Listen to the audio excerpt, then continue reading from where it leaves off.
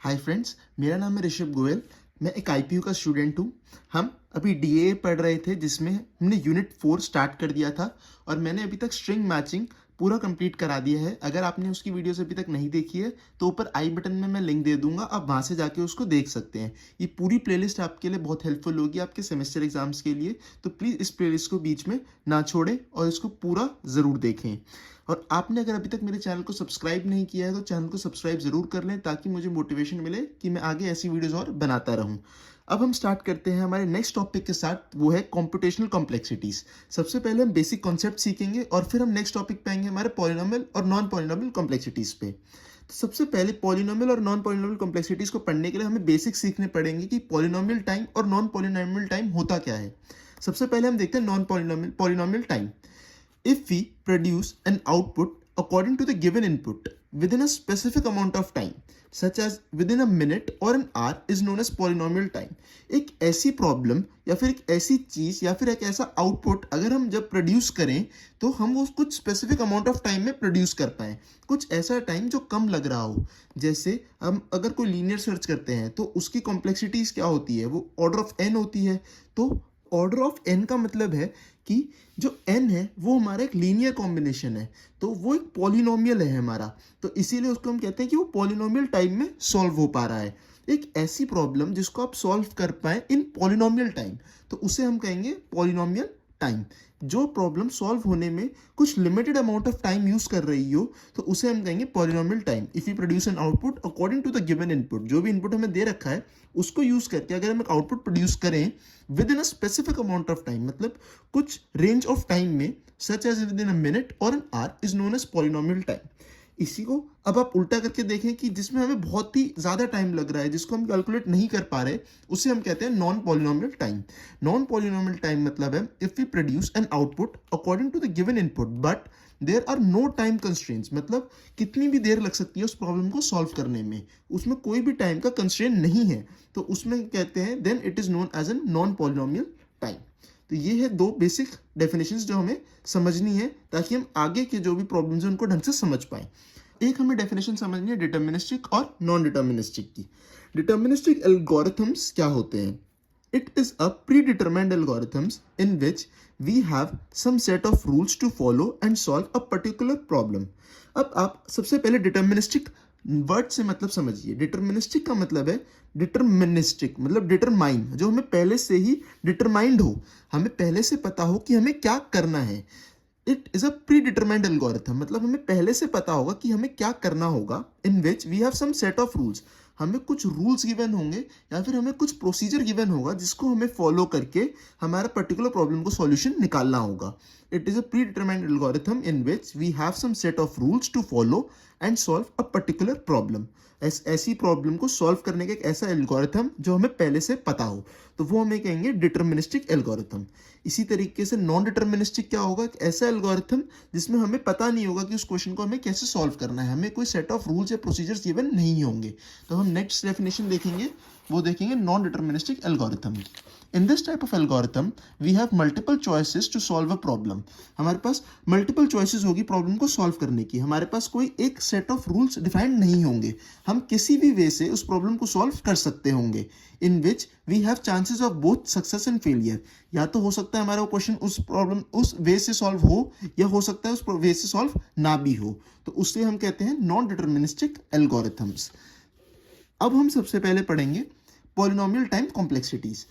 Polynomial time complexity को हम कहते हैं पी क्लास कॉम्प्लेक्सिटीज। जैसे यहाँ पर मैंने लिख रखा है पी क्लास, इसका मतलब है polynomial time complexities. A problem which can be solved in polynomial time using deterministic algorithms. अब इसकी डेफिनेशन में हमने पॉलिनोमियल टाइम भी यूज करा है और डिटर्मिनिस्टिक एल्गोरिथम भी यूज करा है, इसलिए मैंने आपको पहले बेसिक कॉन्सेप्ट में पॉलिनोमियल टाइम की भी डेफिनेशन समझाई और डिटर्मिनिस्टिक एल्गोरिथम की, ताकि आप पॉलिनोमियल टाइम क्लास की जो डेफिनेशन को और ढंग से समझ पाएं।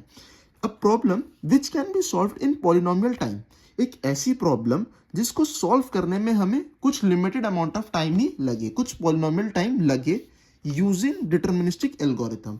एक ऐसी प्रॉब्लम जिसको हम डिटर्मिनिस्टिक एल्गोरिथम से सॉल्व कर रहे होंगे, मतलब जो ऐसा एल्गोरिथम यूज कर रहे होंगे जो हमें पहले से पता है और उसको सॉल्व करने के लिए हमें पॉलिनोमियल टाइम लग रहा होगा। तो इसे हम कहते हैं पॉलिनोमियल टाइम क्लास प्रॉब्लम्स, या फिर आप कह सकते हैं पी क्लास प्रॉब्लम्स।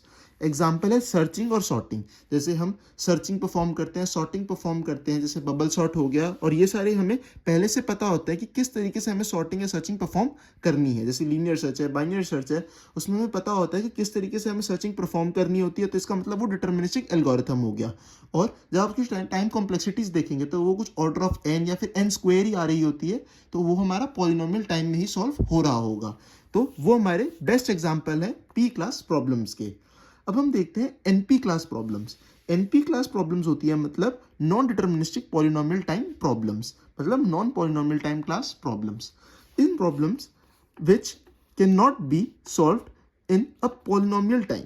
अब ये एक ऐसी प्रॉब्लम्स होती है जो पॉलिनोमियल टाइम में सॉल्व नहीं की जा सकती, मतलब इनको सॉल्व करने के लिए हमें काफ़ी ज़्यादा टाइम लगने वाला होगा, but the solution can be verified in polynomial time. But मतलब अगर उसके बाद जो सॉल्यूशन उससे हमें मिला, हमने काफ़ी ज़्यादा टाइम उस प्रॉब्लम को सॉल्व करने पे लगाया, और जब हमें उस प्रॉब्लम का सॉल्यूशन मिला तो उस सॉल्यूशन को हम वेरीफाई कर सकते हैं इन पॉलिनोमियल टाइम। उन टाइप की प्रॉब्लम्स को हम कहते हैं एनपी क्लास प्रॉब्लम्स या फिर एनपी क्लास कॉम्प्लेक्सिटीज। अब इसको मैं आपको एग्जांपल से समझाता हूं। जैसे इसके एग्जांपल होते हैं 0-1 नैपसैक्स प्रॉब्लम और सुडोकू। सबसे सिंपल एग्जांपल हम लेते हैं सुडोकू का। सुडोकू एक ग्रिड होती है जिसमें हमें नंबर ऑफ जो हमारे 0 से 1, 0, 1, 3 टिल 9 एलिमेंट्स होते हैं, उन्हें हमें उसमें फिल करना होता है। आपको सुडोकू की प्रॉब्लम पता होगी, उसमें अगर हम उसको सॉल्व करने जाएं तो आप समझ सकते हैं उसमें हमें कितना ज़्यादा समय लगता है। तो उसे हम कहते हैं कि वो हमारा नॉन पॉलिनोमियल टाइम में सॉल्व हो रहा होगा। बट उसी सुडोकू को अगर हम सॉल्व करके आपको दे दें और उसमें आपको सारे सॉल्यूशन लिख दें, तो आप उस सुडोकू को वेरीफाई पॉलिनोमियल टाइम में कर पाएंगे, मतलब उस सुडोकू के आंसर्स को आप वेरीफाई काफ़ी जल्दी कर पाएंगे। इसका मतलब उसे आप पॉलिनोमियल टाइम में वेरीफाई कर पाएंगे। तो ये एक बेस्ट एग्जांपल है एनपी क्लास प्रॉब्लम का, a problem which can not be solved in polynomial time but the solution can be verified in polynomial time. अब मैं आपको एक ग्रिड दिखाता हूं। जैसे ये ग्राफ है, ये हमारा सेट ऑफ है एनपी प्रॉब्लम्स, या फिर आप कह सकते हैं एनपी क्लास प्रॉब्लम्स। ये एक सेट है हमारा एनपी क्लास प्रॉब्लम्स का, और इसमें आपको एक बात याद रखनी है कि जो हमारा पी क्लास प्रॉब्लम्स होता है वो सबसेट होता है एनपी क्लास प्रॉब्लम्स का। ये है पी क्लास प्रॉब्लम।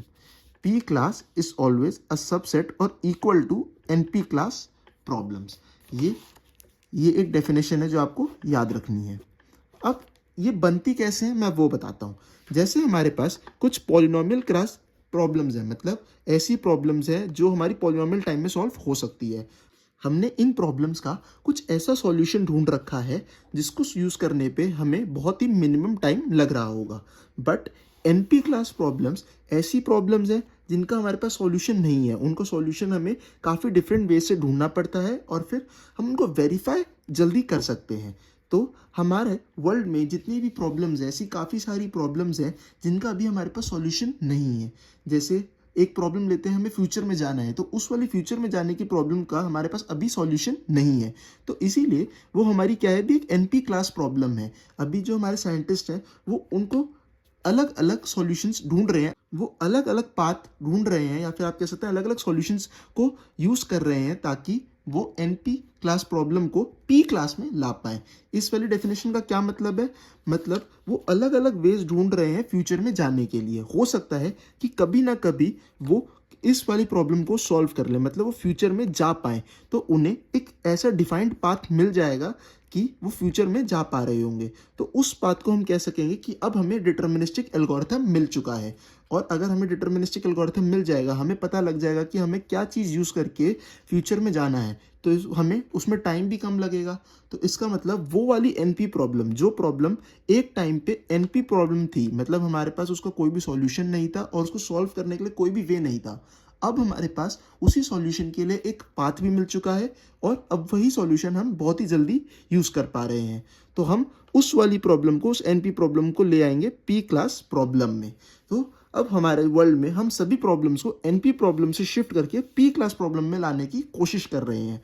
इसीलिए पी क्लास प्रॉब्लम है वो सबसेट होता है एनपी का, और वो इक्वल तब हो जाएगा जब हम उस एनपी प्रॉब्लम को पी क्लास में ले आएंगे।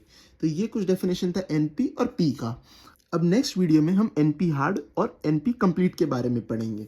होपफुली आपको ये लेक्चर समझ में आया होगा। अभी 2-3 टॉपिक्स हमारे थ्योरेटिकल ही हैं, इनके डेफिनेशंस आपको एग्जाम में पूछे जा सकते हैं।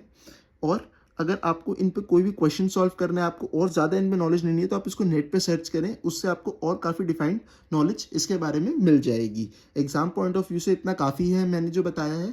बाकी अगर आपको मेरी वीडियोस अच्छी लगी हो तो प्लीज़ चैनल को लाइक कीजिए और चैनल को सब्सक्राइब ज़रूर कीजिए। आप वीडियोस देखते हैं पर चैनल को सब्सक्राइब नहीं करते हैं, तो इसीलिए आपसे रिक्वेस्ट है कि आप चैनल को सब्सक्राइब ज़रूर करें और बेल नोटिफिकेशन दबा लें, ताकि मैं कोई भी वीडियो अपलोड करूं तो उसकी नोटिफिकेशन आपको मिल जाए। आपको वीडियोज़ अच्छी लग रही हो तो अपने फ्रेंड्स के साथ ज़रूर शेयर करें, ताकि उनकी भी सेमेस्टर एग्जाम्स में हेल्प हो सके। Thank you, bye.